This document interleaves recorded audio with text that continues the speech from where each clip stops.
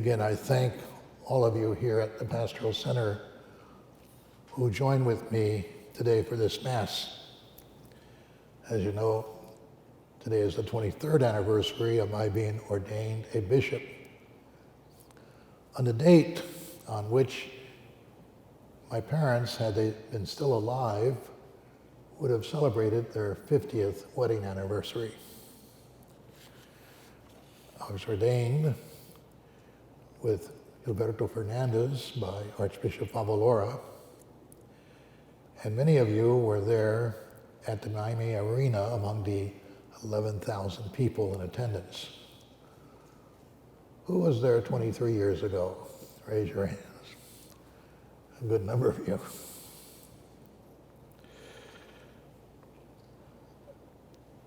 Archbishop Thomas, I thank you for being here today.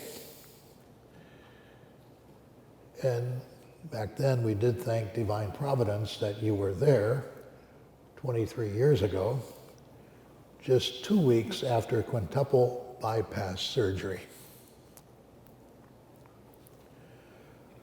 Duc in altum, put out into the deep and let down your nets for a catch. Jesus said this to Peter and to his companions when he called them to become fishers of men. And certainly being called to the episcopacy was a call to jump into the deep end of the pool. My life was changed in ways that even today I do not fully appreciate. As bishop, you are called to undertake tasks that concern both the local and the universal church. You are called to let down the gospel net into the stormy seas of our time in order to obtain people's adherence to Christ, to lift them, so to speak, from the brackish waters of death and from the darkness that the life of heaven does not penetrate. You must bring them to life on earth in communion with Jesus Christ. And we bishops are told that we are called to be a father and a brother to all whom God places in our care, especially our co-workers, the priests and deacons.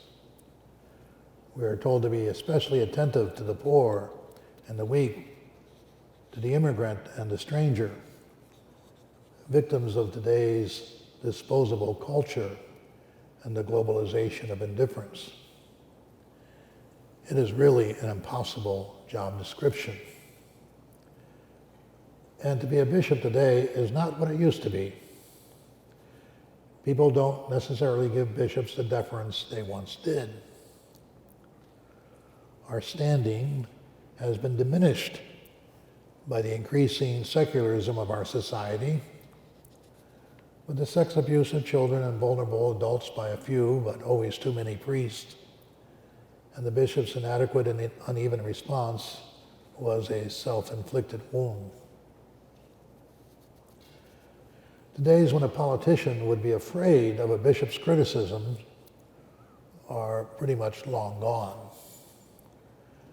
Sometimes they even seek to goad us into saying something against them because they figure that it will help them more than it would hurt them.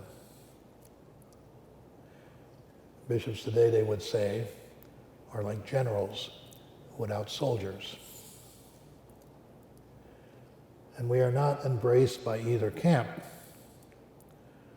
On the left, because of our stance on abortion and our defense of traditional marriage as being between one man and one woman, we are labeled haters. On the right, because of our advocacy for immigrants, we are told that we are just trolling for new people to fill up our empty pews.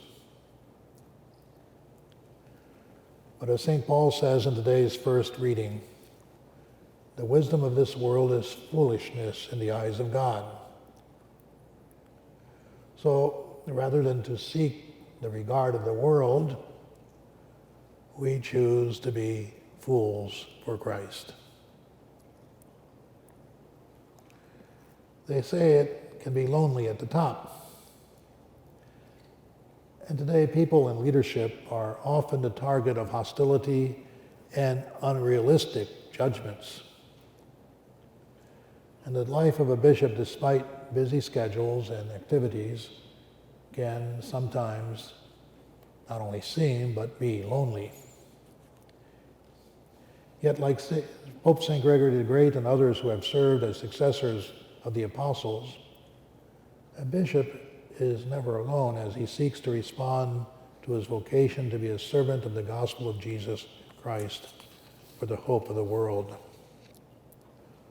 Our friendship with the Lord, nurtured in prayer, must always sustain us and strengthen us, as does the prayer of our faithful and our priest.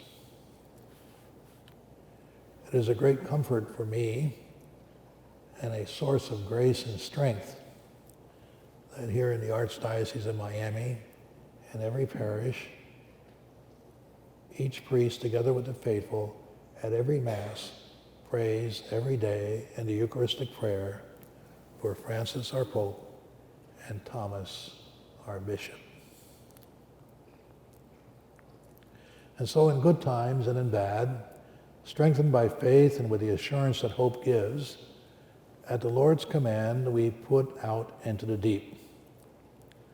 We let down our nets, even in stormy and uncertain seas. My Episcopal motto is, all things to all men, omnia omnibus. It's from St. Paul's letter to the Corinthians. He explains that he became a Jew to the Jews, a Greek to the Greeks. In other words, all things to all peoples, with the hope of at least saving some.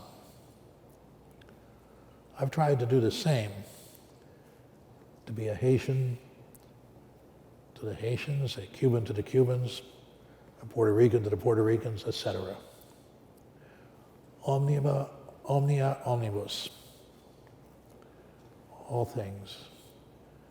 And it's simply about trying to save some souls, and hopefully in the process to save my own.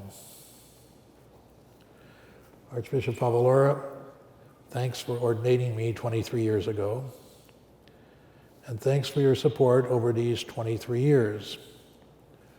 When I celebrated my 10th anniversary as a bishop, the Archbishop came up to Orlando and was there with me for that anniversary.